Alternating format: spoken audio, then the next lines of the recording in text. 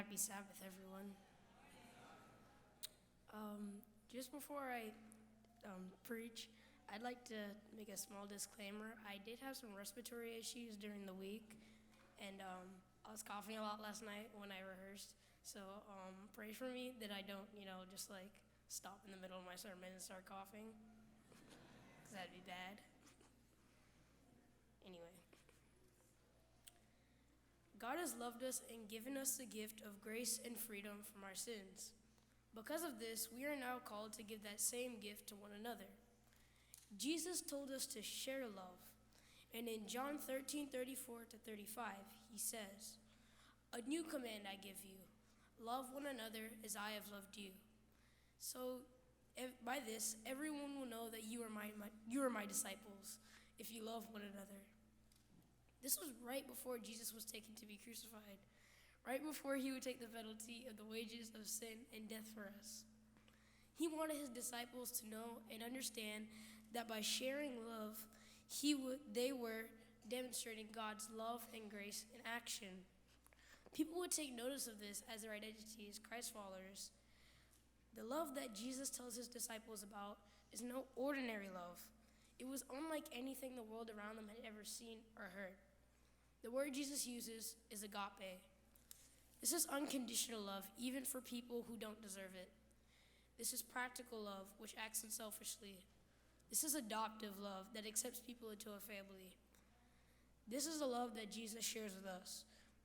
He asks us to love those who don't always deserve it.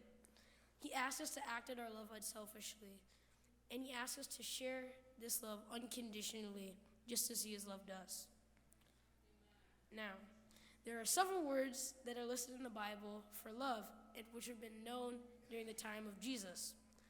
The first kind of love, which I was informed, is called ahava. Please take my pronunciation with I don't know the language, so.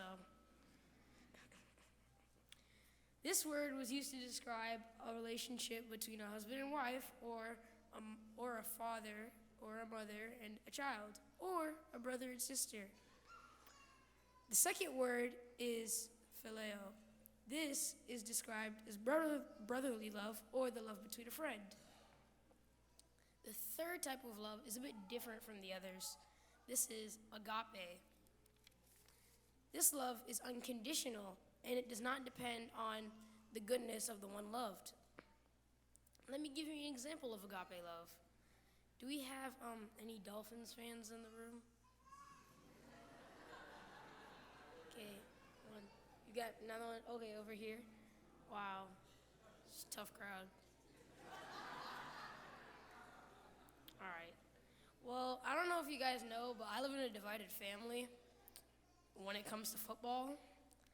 My father raised me as a Dolphins fan, but my mother, who is from Boston, and my sister are Patriots fans.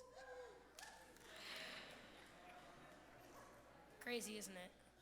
Well, you can see the problem with that.